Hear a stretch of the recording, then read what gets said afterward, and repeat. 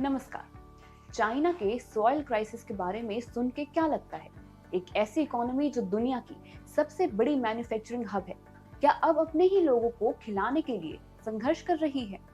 आज हम इस बड़े सवाल का जवाब ढूंढने की कोशिश करेंगे और समझेंगे कि क्या ये क्राइसिस उन्हें एक फेमाइन की तरफ ले जा रही है। दोस्तों, सॉइल डिग्रेडेशन सिर्फ एक नेचुरल डिजास्टर नहीं है, बल्कि गलत पॉलिसीज और पुअर प्लानिंग का एक नतीजा है। आइए समझते हैं कि चाइना के पॉलिसी लेवल पर कहां गलती हुई। रैपिड अर्बनाइजेशन के चक्कर में एग्रीकल्चरल लैंड का मिसयूज किया गया। फॉर एग्जाम्पल, 1998 से 2024 तक चाइना के अर्बन एरियाज 500% तक एक्सपैंड हुए, लेकिन ये ज्यादातर फर्टाइल फार्मलैंड पर बने।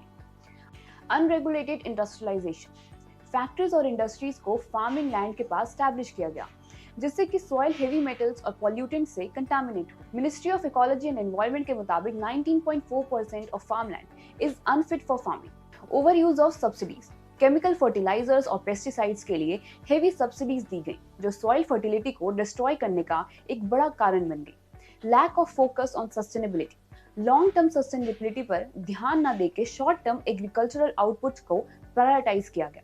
Example, green for green programme, जो ओरिजिनली सॉइल इरोजन को टैकल करने के लिए लॉन्च हुआ था, उस पे भी एग्जीक्यूशन इश्यूज आए। Mismanagement in monitoring, soil health के लिए कोई स्ट्रॉन्ग मॉनिटरिंग मैकेनिज्म नहीं बनाया गया। एक रिपोर्ट के मुताबिक 70% ऑफ सॉइल डिग्रेडेशन रिपोर्ट्स को गवर्नमेंट ने सप्रेस किया है टू अवॉइड पब्लिक पैनिक। ये पॉलिसी सिर्फ गलत नहीं थी, ये उस माइंडसेट को रिफ्लेक्ट करती हैं जो सिर्फ जीडीपी ग्रोथ को फोकस करती है, बिना लॉन्ग टर्म कॉन्सिक्वेंसेस के। दोस्तों, एक रिपोर्ट के मुताबिक चाइना की 78% फार्मलैंड डिग्रेड हो चुकी है, मतलब जमीन अब उतनी उपजाऊ नहीं रही जितनी होनी चाहिए थी। 78% degraded farmland and 90% grasslands impacted due to erosion, pollution and overuse of fertilizers.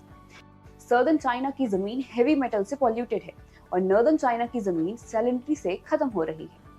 एक सर्वे के मुताबिक 16.1% सॉइल पोल्यूशन लिमिट्स को क्रॉस कर चुकी है। पॉल्यूटेड लैंड पर उगाई फसलें हेल्थ रिस्क बढ़ाती हैं। नाइट्रोजन बेस्ड फर्टिलाइजर्स के ओवर यूज ने जमीन को एसिडिफाई कर दिया है, जिसमें प्लांट्स न्यूट्रिएंट्स एब्जॉर्ब नहीं कर पाते। ये सिर्फ एनवायरनमेंट के लिए नहीं, उन फार्मर्स के लिए भी खतरनाक है जो अपनी पूरी सेविंग से क्रॉप्स उगाते हैं और बेचते हैं। तो ये सब हुआ कैसे? जमीन का बेचा इस्तेमाल और गलत फार्मिंग प्रैक्टिसेस इसके बड़े कारण हैं। चाइना के फार्मर्स ने प्रोडक्शन बढ़ाने के चक्कर में केमिकल फर्टिलाइजर्स का ओवर यूज किया, जो कि जमीन की फर्टिलिटी को खत्म कर रहा है। एग्जाम्पल के लिए, राइस प्रोडक्शन में नाइट्रोजन फर्टिलाइजर्स की ओवर यूज से सॉइल की पीएच वैल्यू गिर गई है। अर्बन डेवलपमेंट के लिए फार्मलैंड्स को इंडस्ट्रियल जोन्स में बदला गया। एग्जाम्पल, बीजिंग के आसपास की फर्टाइल लैंड्स को फैक्ट्रीज के लिए सैक्रिफाइस कर दिया गया। ओवरग्रेजिंग से टॉप सॉइल्स निकाला गया है, जिससे कि इरोजन बढ़ रहा है। इनर मंगोलिया की ग्रासलैंड्स ऑलमोस्ट बैरन हो चुकी है।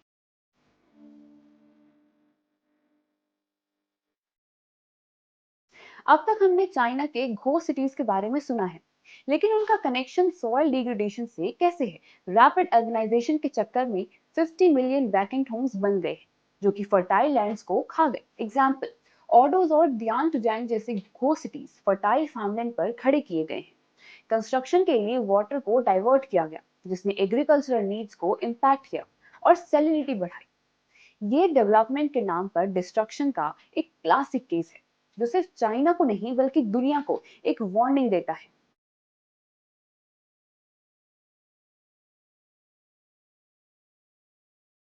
इस क्राइसिस के नतीजे सिर्फ चाइना तक सीमित नहीं रहेंगे, ये ग्लोबल फूड सिक्योरिटी को भी अफेक्ट करेगा। Self sufficiency target of 92% by 2033 मुश्किल लग रहा है, क्योंकि डिग्रेडेड लैंड पर क्रॉप्स उगाना मुश्किल हो गया है। एग्जाम्पल, वीट और राइस प्रोडक्शन में गिरावट आई है, फार्मर्स की इनकम गिर गई है और उनका डेप्ट बढ़ता जा रहा है। एवरग्रांडे जैसे डेवलपर्स का डेप्ट भी इस लैंड क्राइसिस से जोड़ा गया है।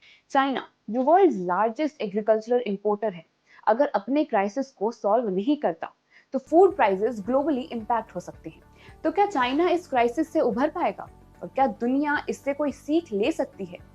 आइए सॉल्यूशंस पर बात करते हैं। चाइना को अर्जेंटली अपनी एग्रीकल्चरल सब्सिडीज और अर्बनाइजेशन पॉलिसीज को रिविजिट करना होगा। यूरोप के कॉमन एग्रीकल्चर पॉलिसी CAP के मॉडल अडॉप्ट करना एक सॉल्यूशन हो सकता है। सॉइल हेल्थ मॉनिटरिंग के लिए AI ड्रिवन सेंसर्स और सैटेलाइट इमेजिंग को इम्प्लीमेंट करना, नासा के लैंड डिग्रेडेशन न्यूट्रलिटी इनिशिएटिव का एक ब्लूप्रिंट यूज करना, फार्मिंग और इंडस्ट्रियल जायंट्स के बीच कोलैबोरेशन, जहां इंडस्ट्रीज अपने पॉल्यूटेंट्स का सस्टेनेबल डिस्पोजल करें और फार्मिंग कम्युनिटी को सपोर्ट करें। इंडिया अपने सॉइल हेल्थ कार्ड स्कीम को और अग्रेसिव तरीके से इंप्लीमेंट करके सॉइल फर्टिलिटी इंश्योर कर सकती है। अगर चाइना समय पर नहीं संभलता तो सिर्फ एक नेशनल क्राइसिस नहीं, ग्लोबल फूड चेन पर एक बहुत ही बड़ा इम्पैक्ट आ सकता है। दोस्तों, चाइना के सॉइल डिग्रेडेशन के केस हमें एक बात क्लियरली बताता है, डेवलपमेंट और सस्टेनेबिलिटी के बीच एक बैलेंस होना जरूरी है। ये क्राइसिस एक वार्निंग है कि अगर हम अपने रिसोर्सेज का ख्याल नहीं रखेंगे तो एक दिन उन्हें हमसे छीन लिया जाएगा। क्या ये वार्निंग सिर्फ चाइना के लिए है या दुनिया के लिए भी? अगर आपको लगता है कि एनवायरनमेंट और सस्टेनेबिलिटी के ये इश्यूज इंपॉर्टेंट हैं, तो इस वीडियो को ज्यादा से ज्यादा लोगों तक पहुंचाइए। एक एक्शन आज कल की बड़ी प्रॉब्लम्स को सॉल्व कर सकता है। ऐसे और कंटेंट के लिए चैनल को सब्सक्राइब करें।